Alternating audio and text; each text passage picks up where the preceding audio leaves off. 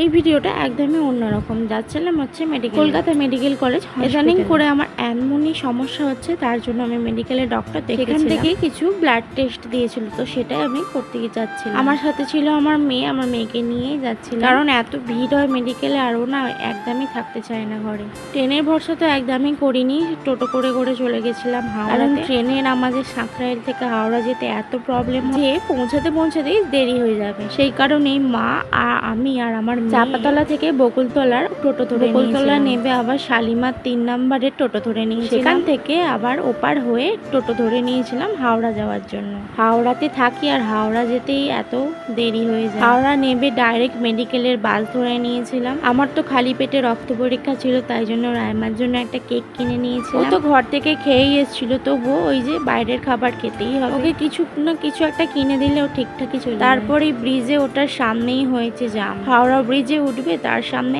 এত জাম হয়েছে। হাওড়া থেকে মেডিকেল তো একটুখানি, তারপরে চলে গেছিলাম, গিয়ে লাইনে দাঁড়িয়ে পড়েছিলাম। এতই যে ভিড় হয়েছিল মাথা খারাপ হয়ে যায়। তারপরে মায়ের আর আমার রক্ত পরীক্ষা হয়ে যেতে আমরা চলে গেছিলাম ইউএসজি। আমার মায়ের ইউএসজি করতে ঢুকেছিল আর আমরা বাইরে বসে বসে দেখছিলাম চারিদিকে দেয়ালে কত মানুষ তেরেঙ্গার পিচ ফেলেছে, নোংরা করেছে।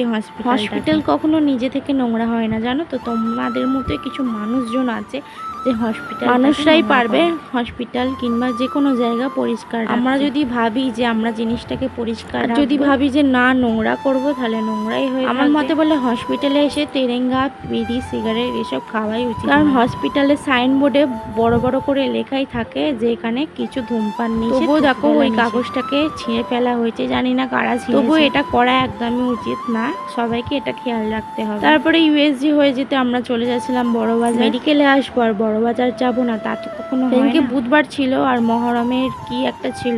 বড়বাজারের কাছে একটা মসজিদ আছে, সেখান থেকেই বেরিয়ে চলে হচ্ছে মহরমের র্যালি। বড়বাজার থেকে আমরা যখনই আসি কিছু না কিছু কিনে নিয়ে যাই। তা এসেছিলাম প্লাস্টিকের, দেখো কত রকমের জিনিস নিয়েছি, টিফিন বক্স, মগ। বড়বাজার থেকেই ঘর সাজানোর জিনিস, তারপর সাজার জিনিস আমরা সব কিনে নিই। প্লাস্টিক মার্কেটের সঙ্গে সঙ্গে পুতুলেরও কম দাম, যেন মনে হচ্ছিল কিনলে। আর আমার মেয়েকে একটা খেলনা কিনে দিয়েছিল, রান্নাবাটি সেট। আর এখানে এই খেলনাগুলো মেলাতে কিংবা দোকানে কত দাম নিয়ে নেয়, ওখানে কিন্তু অনেকটাই কম দাম ছিল। অনেক রকমের খেলনা ছিল, যা নেবে 50 টাকা। হয়তো একটা নিয়েছিলাম বলে দামটা একটু, কারণ ওখানে তো বান্ডিল বান্ডিল। তারপরে ট্রেনে করে ঘরে চলে এসেছিলাম, ঘরে এসে সোজা মায়ের কাছে চলে এসেছিলাম। সেই দিনটা আর বাড়ি যাইনি, মায়ের কাছেই রয়ে গেছে। আমার মেয়ে ঘরে এসে খেয়ে নিচ্ছিল বিস্কুট আর খেলনা নিয়ে খেলতে খেলতে খেয়ে নিচ্ছিল। যেহেতু কলেজ স্ট্রিটে গেছিলাম, ওখান থেকে দেখো ড্রয়িং এর বই মনের একটা নিয়েছিলাম আর একটা নিয়েছিলাম, সেটাই ও রং করেছে দেখো নবিতাটাকে। রাত্রিবেলা যেহেতু দশহরা ছিল, ওই দিনকে করেছিলাম আলু ভাজার। আমি